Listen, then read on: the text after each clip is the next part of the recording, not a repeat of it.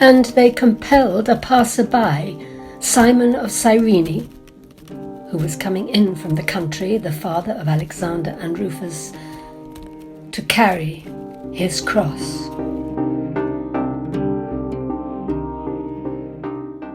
I remember him. My name? Simon. Mark knew me, and my sons, so did Paul. He mentioned my son Rufus and my wife when he wrote to the Roman Church.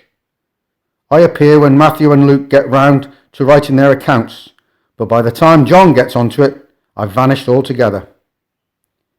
Cyrene was in what is now modern-day Libya. It was a Greek city with a small Jewish population. It was a beautiful place, full of philosophers. They used to call it the Athens of Africa. I was on my way to Jerusalem that day for Passover. I'd heard about Jesus and I knew he'd be there. I was hoping to hear what he had to say. Like I say, I came from a city of philosophers. There were always new ideas buzzing around. In the cafes and bazaars, people would discuss the deepest topics. How did the universe originate? Is there true knowledge? Is there a reality beyond this world? As I came into the city, I could see a crucifixion party coming up the hill, just as some other poor unfortunate dragging his own means of torture behind him. It's a horrible, inhumane way to die.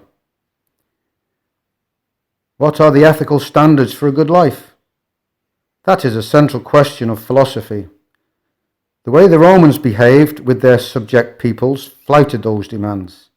Crucifying those they class as terrorists or insurgents is an act of terror, a means of ruling through fear. As I got nearer, I could hear the crowd jeering, real hatred in their voices, hatred that comes from having been let down.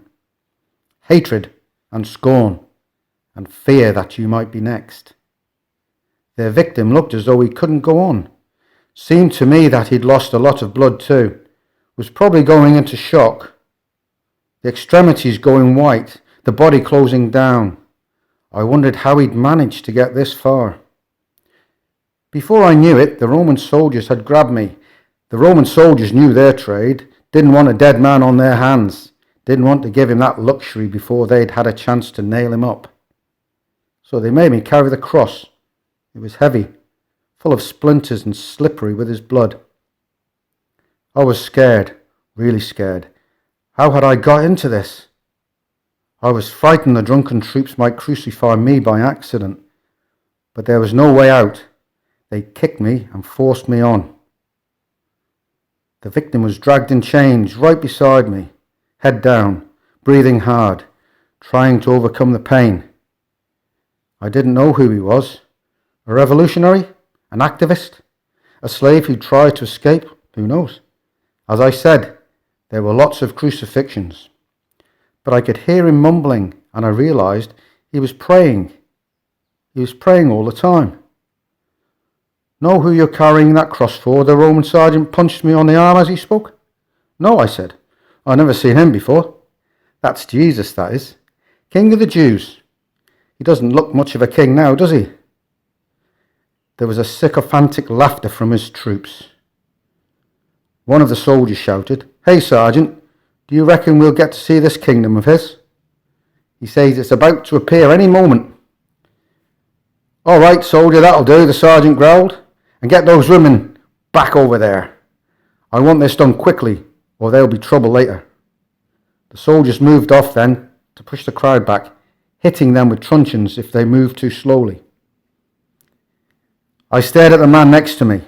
So here he was, the teacher I had come all this way to see, and here I was, dragging the crossbeam of the instrument they were about to kill him on. I don't know if it was the heat of the day or a trick of the light, but as I stared at him, as I lugged that bloody cross up the hill, I swear he turned to look at me and said, "Simon." He said my name. Right there in the midst of all that violence and hatred and jeering and blood, he said, "Simon," and no more. But he said it in a way that no one has ever said it before or since, like he really knew who I was. But how could he? I didn't know him. I'd never met him before in my life. And when he said my name, the fear subsided. I knew I could do this one last thing for him right at the end of his life. And his eyes, they were so kind, so full of sorrow, like he cared for the people who were doing this to him, like he was praying for them. When we got to Golgotha, they dragged him on and forced me down to the ground. I could see them haul the beam up the hill ready for him. I could see as they began to nail him to that cross. I didn't see him again, but my life changed from that moment. You can read about me later on in the story in Acts chapter 11. I'm there, one of the Cyrene missionaries who speaks to the Greeks. Who was he? He was the one I'd been searching for, the meaning to life that I'd longed for. I'd wanted to meet Jesus, and I did, on a blood-soaked afternoon, right before the sky turned black. I met the most important person I will ever meet. Who was he? He was the man who said my name.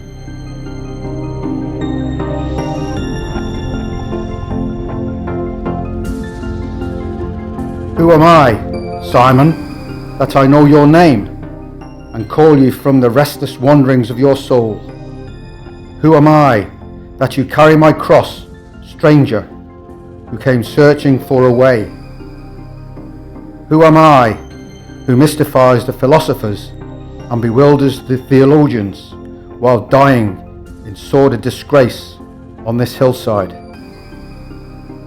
Who am I, that I defy your logic? You seek the truth. Who am I, that I have called you and speak your name? For I have always known it. Who are you? You are mine.